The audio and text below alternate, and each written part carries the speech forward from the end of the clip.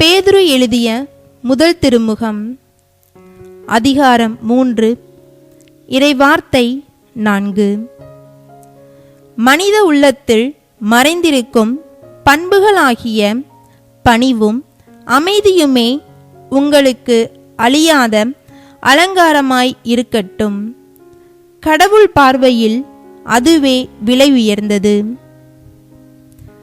ஆண்டவரின் அருள்வாக்கு. இறைவனுக்கு நன்றி.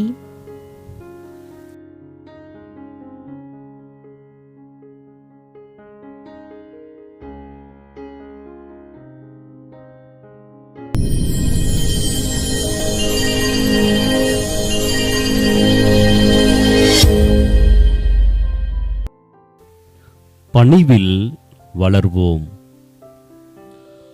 வாழ்வில் எப்போதும் நம் கூடவே வருவது நமது வெற்றி தோல்விகள் அல்ல, மாறாக நமது நற்பண்புகள்தான்.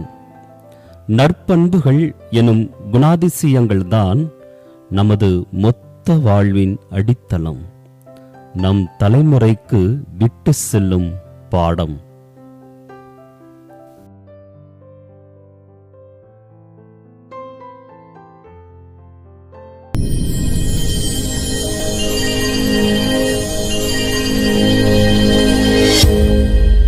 கடந்து வந்த பாதையை திரும்பி பார்க்கிறேன்.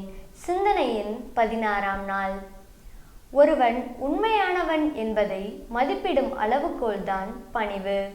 பணிவான சொற்கள் மட்டுமே வாழ்க்கையின் பாதையை எளிமையாக்கும். எல்லாருக்கும் நன்றாம் பணிதல் அவற்றுள்ளும் செல்வர்க்கே செல்வத் தகைத்து என்கிறார் வள்ளுவர். தற்பெருமை உள்ளவனிடம் எப்போதும் பணிவை எதிர்பார்க்க முடியாது. தன்னை அனைத்திலும் ஐக்கியப்படுத்துபவன் பணிவுடையவனாகிறான். தாழ்ந்த நிலத்தில்தான் தண்ணீர் ஓடி நிற்கும். பணிவுடையவர் உள்ளத்தில்தான் அருள் வெள்ளம் பாய்ந்து நிற்கும். பணிவு வாழ்க்கையில் சிறந்தோருக்கே தோன்றும் உயர்ந்த குணம். முற்றிய கதிர்மணிகளுடைய செந்நிற பயிர்கள் தாழ்ந்து தரையற்கிடத்தில் போல, பழங்கள் இருக்கும் கிளை எப்போதும் கணத்தினால் தாழ்ந்து வளைந்து நிற்பது போல, சான்றோர்கள் பணிவு என்னும் குணத்தினால் வளைந்து நிற்பர். பணிவு என்பது அடிமையின் குணம் அல்ல, தாழ்மையின் சின்னமும் அல்ல. அது உயர்ந்த பண்பின் அறிகுறி. பணிவு ஒருவரின் முன்னேற்றத்திற்கான முதல் படி. ஓசையை யாரும் விரும்புவதில்லை, மெல்லிய இசைதான் மனதை மயக்கும். பணிவு என்பது பலவீனம் அல்ல, அது நம் பலம். நம்மை நாமே புரிந்து கொள்ள உதவும் கருவி என்பதை இத்தவக்காலத்தில் உணர்வோம்.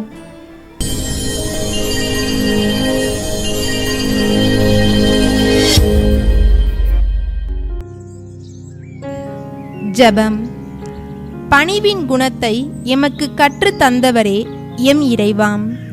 கனிந்த உள்ளத்தினராய் மக்கள் அனைவரோடும் நிறைந்த பணிவுடன் பழக வேண்டும் என்ற உமது வார்த்தைக்கேற்ப நாங்கள் பிறரோடு பழகவும் எம்மை சூழ்ந்து வாழும் மக்களிடம் கனிவுடன் நடக்க அருள் தாரும். ஆமென்.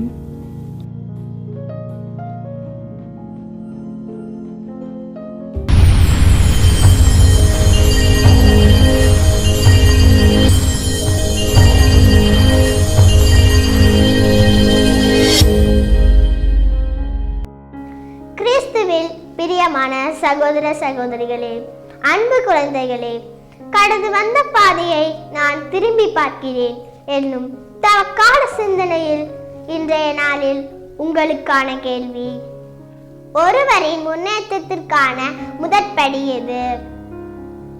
இந்த தவக்காலம் உங்களுக்கு கடவுளின் அருளை பெற்றுத்தரும் காலமாக அமைய உங்களை வாழ்த்துகிறேன்.